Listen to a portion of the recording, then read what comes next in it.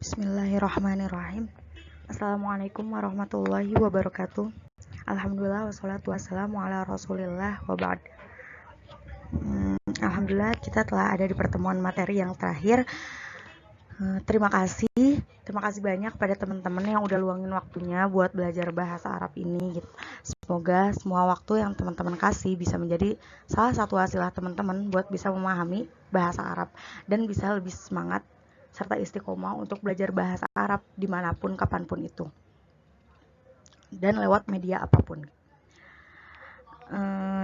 Di sini di materi terakhir kita akan bahas tentang dzaraf makan dan dzaraf zaman.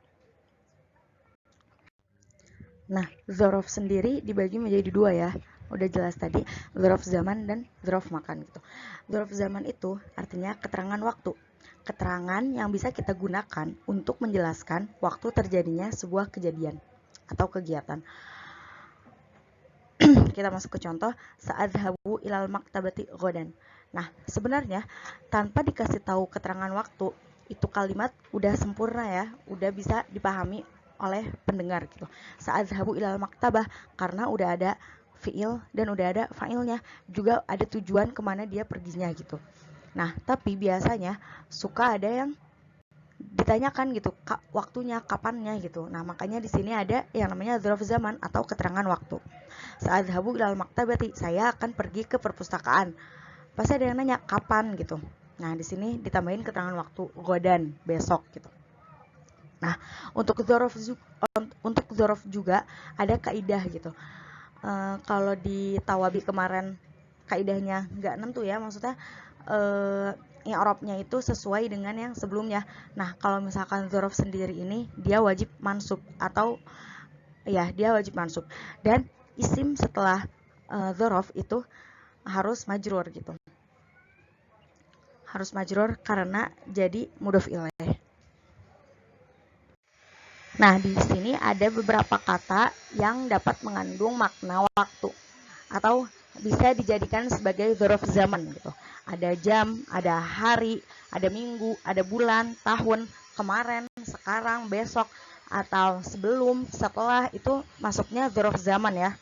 Nah, ini ada al-yauma, hari atau sekarang, al-lailata, malam, guduatan, pagi-pagi, bukrotan, pagi-pagi, saharon, dini hari, atamatan, petang atau isya, sobahan, subuh, masaan, sore, abadan, selamanya, amadan, masa, hinan, ketika atau saat, ghadan, besok gitu. Ada qobla, ada ba'da. Itu intinya semua yang dapat dijadikan keterangan waktu itu masuknya dzaraf zaman gitu. Nah, ini ada sedikit contoh-contoh dari dzaraf zaman. Ada Rasulullah al-Arabiyyata al-yauma. Sebenarnya kalau misalkan kita menyebutkan ada Rasulullah al-Arabiyyata aja itu udah sempurna ya, maksudnya udah jelas gitu. Tapi kita tambahin keterangan waktu gitu. Kapannya kita belajar bahasa Arab. Terus qara'tu suratal kahfi lailatal jum'ati. Nah, tadi udah dibilangin kan, kalau setelah dzaraf itu harus majrur, enggak jadinya lailatal jum'ata, enggak gitu.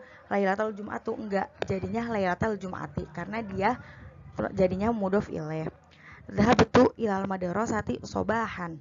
Saya pergi ke sekolah pagi-pagi. Tasahharas shaimuna qabla tulu'il fajri. Orang-orang berpuasa sahur sebelum terbitnya fajar. Igsil faka ba'dal akli. Bersihkan atau cucilah mulutmu setelah makan gitu. Nah, ini setelah ba'da juga majrur ya, akli, enggak jadi akla atau aklu. Itu contoh-contoh dari dzaraf zaman. Nah, setelah dzaraf zaman ada juga dzaraf makan, yaitu keterangan tempat gitu. Di lain kita biasanya ditanya waktunya, biasanya juga ditanya tempatnya gitu, keberadaannya. Nah, dzaraf makan ini bisa diartikan keterangan yang bisa kita gunakan ketika kita perlu menjelaskan tempat. Di sini contohnya, qomal ustadzu amamal fasli. Guru berdiri di depan kelas. Nah, si amama ini menjadi keterangan tempat ya, di depan gitu. Terus setelah amama, setelah dzaraf makan itu harus majrur gitu. Nah, faslinya ini di sini udah majrur gitu. Nah, di sini ada beberapa kata yang bisa digunakan sebagai dzaraf makan. Ada amama, ada khalfa, ada qaddama, ada waro'a, ada fauqa, ada tahta, ada inda, ada ma'a, iza'a, hida'a, tilqa'a, huna, hunaka, sama. Itu bisa dibaca ya artinya sama teman-teman. Nah, ini semua kata-kata yang bisa digunakan sebagai dzaraf makan. Nah, di sini ada sedikit contoh-contoh dzaraf makan. Yang pertama ada sholal muslimuna khalfal imami. Orang-orang muslim sholat di belakang imam. Nah, di sini kaidah, balik lagi ke kaidah tadi ya, dzaraf itu maupun dzaraf zaman maupun dzaraf makan itu dzarafnya harus mansub dan setelahnya harus majrur gitu. Ini semuanya mansub ya dzarafnya. Terus ada ra'aitu ta'ira fawqa syajarati. Saya melihat burung di atas pohon. Tabki Fatimatu inda ummiha. Fatimah menangis di samping ibunya. Zahabtu ma'a ukhti ila suqi. Saya pergi bersama kakakku ke pasar. Namal kalbu tahta syajarati. Anjing tidur di bawah pohon. Nah, itu contoh-contoh dari dzaraf makan. Nah, di sini ada beberapa contoh dzaraf zaman ataupun makan dalam Al-Qur'an gitu. Nah, di sini bisa dibaca sendiri. Dzaraf zamannya itu ada al-yauma, ada lailan, ada abadan. Kalau dzaraf makannya itu ada sama, ada fauqa, ada tahta. Nah, itu materi dzaraf makan dan dzaraf zaman, materi terakhir pertemuan kita. Semoga apa yang udah disampaikan bisa bermanfaat dan bisa belajar lagi sama teman-teman.